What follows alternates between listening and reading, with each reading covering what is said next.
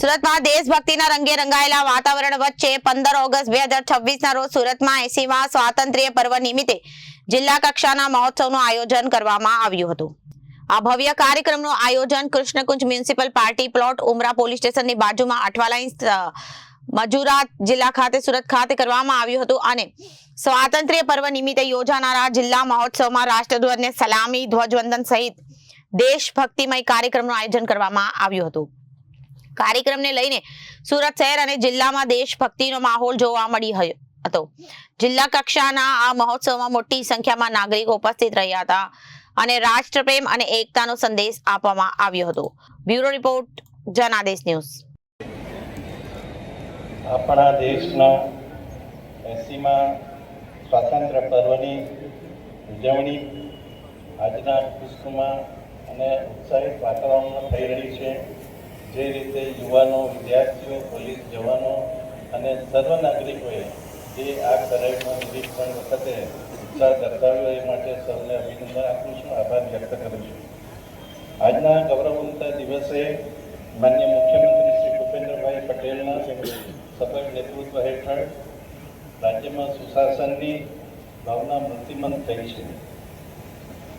ત્યારે વિકાસની આ દિશામાં સર્વજન હિતાય સર્વજન સુખાય ના સંકલ્પને સાકાર કરવામાં સરકારની પડખે રહેનારા આપ સૌ નાગરિકો, પદાધિકારીશ્રીઓ, ધારાસભ્યશ્રીઓ, ચૂંટાયેલા બધા પ્રતિનિધિશ્રીઓ, સરકારી અધિકારીશ્રીઓ, કલેક્ટરશ્રી, કમિશનરશ્રી, સર્વે કર્મચારીશ્રીઓ અને સાથે સાથે આજના પ્રસંગે મા બોમની રક્ષા કાજે શહીદ થયેલા આપણા વીર શહીદો,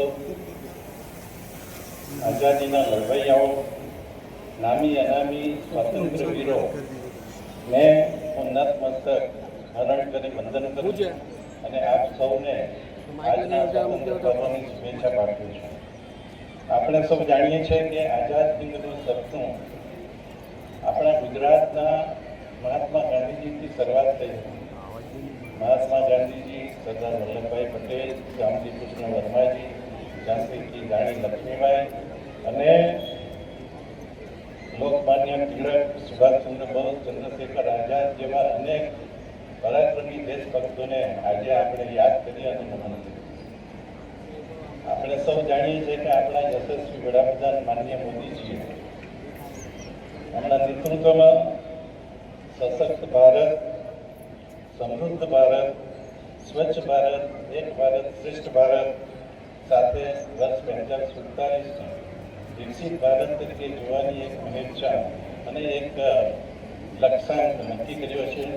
તેમાં માનનીય મોદીજીએ જનશક્તિને રાષ્ટ્ર શક્તિના માધ્યમ તરીકે ગણીને સૌનો સાથ, સૌનો વિકાસ, સૌનો પ્રયાસ અને સૌના વિશ્વાસની વિભાવના સાર્થક થઈ રહી છે। ચોક્કસ વાત જ્યારે આ પર્વની ઉજવણી સુરત ખાતે થઈ રહી છે ત્યારે આપણે સૌ જાણીએ છીએ કે સુરત સમગ્ર વિશ્વનું સૌથી મોટું વિકાસ પામતું શહેર છે અને એ શહેર એટલા માટે છે કે અહીં દરેક માળખાકીય સુવિધાઓ ઉપલબ્ધ થઈ છે અને સાથે સાથે આપણે જોઈએ તો વિશ્વમાં વપરાતા 10 ડાયમંડમાંથી 9 ડાયમંડ સુરત ખાતે પ્રોસેસ થાય છે, પોલિશિંગ થાય છે અને આપણા ભારતમાં બનતા સિન્થેટિક યાનમાં ટોટલ 40% ફાળો સુરતનો છે, ચોક્કસ કહી શકાય। અને સાથે સાથે આપણા ભારત દેશના અનેક કારીગરો, વર્કરો સુરતમાં આવીને સુરતે કારીગરોને સમાવી લીધું છે અને સુરત એક મિની ભારત જેવું સ્વરૂપ ધારણ કરી રહ્યું છે। એટલે સૌ સુરતીઓને ખાસ આજે હું અભિનંદન આપું છું। આમ પણ દરેક સુરતીઓ આનંદ પ્રમોદ અને એમની લેવડી સુરતી તરીકેની એક જે છાપ છે એના લીધે સુરતને સોનાની મુહૂર્ત પણ કહેવામાં આવે છે। ખાસ કરીને સુરતે વિશ્વના તખ્તાઓ પર ડાયમંડ અને ટેક્સટાઇલ સિટી તરીકે જ નહીં પરંતુ સ્વચ્છ city, dream city, smart city, peace city અને છેલ્લે અંગદાતા સિટી તરીકે એક નામના મેળવી છે અને એને અન્નદાન માટેના એવોર્ડ પણ સુરત શહેરને મળ્યા છે. સર્વે સુરતીઓને આ પ્રસંગે ખાસ અભિનંદન આપું છું.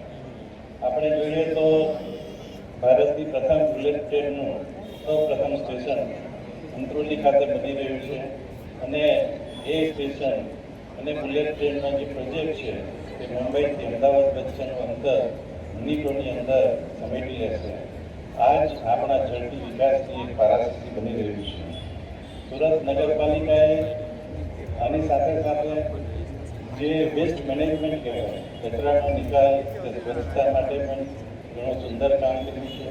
પાણીને શુદ્ધ કરીને સુરત સમગ્ર દેશમાં એક એવી મહાનગરપાલિકા બની છે કે જેણે ઉદ્યોગ માટે શુદ્ધ પાણી આપવાનું શરૂ કર્યું છે અને લગભગ 140 કરોડ જેટલી ઇન્કમ સુરત નગરપાલિકા મેળવે છે.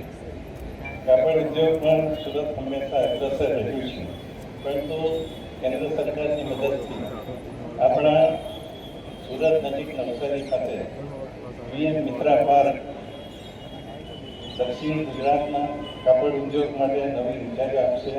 અહીં એક જ છત હેઠળ ઉત્પાદન, પ્રોસેસિંગ અને એક્સપોર્ટ એક જ જગ્યાએથી થશે, જે સુરતને ગ્લોબલ ટેક્સટાઇલ હબ તરીકે ઓળખ આપશે.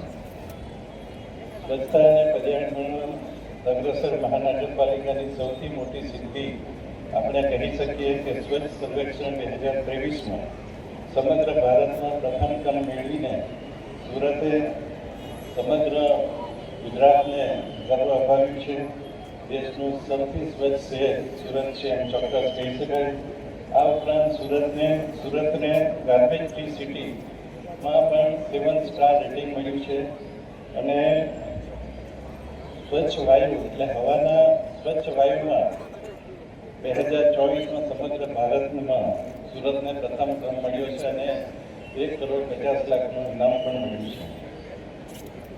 આપણું રાષ્ટ્રીય વિઝન એટલે કે વિકસિત ભારત 2047ને અનુરૂપ આપણા ગુજરાતના માનનીય મુખ્યમંત્રીશ્રીએ પણ વિકસિત ગુજરાત 2047નો સંકલ્પ આપ્યો છે અને એ સંકલ્પને અનુસરીને ગુજરાતમાં અનેકવિધ પ્રોજેક્ટો આકાર લઈ રહ્યા છે અને 26-27ના 4,08,000 કરોડના બજેટમાં વિવિધ પ્રોજેક્ટો સાથે 40% આંતરમાળખાકીય સુવિધાઓ સાથે ગુજરાત 2047 વિકસિત ભારત માટે કદમે કદમ મિલાવી રહ્યું છે.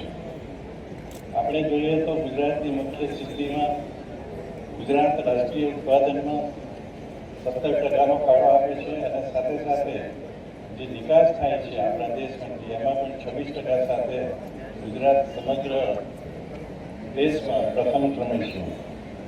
કેન્દ્રના વાણિજ્ય મંત્રાલય દ્વારા બહાર પાડવામાં આવેલા લીડ ઇન્ડેક્સ કે જેમાં તમારી કનેક્ટિવિટી બંદરથી રોડ, રોડથી રેલવે સાથેની કનેક્ટિવિટીમાં લીડ ઇન્ડેક્સમાં ગુજરાત છેલ્લા 10 વર્ષથી પ્રથમ નંબરે રહ્યું છે.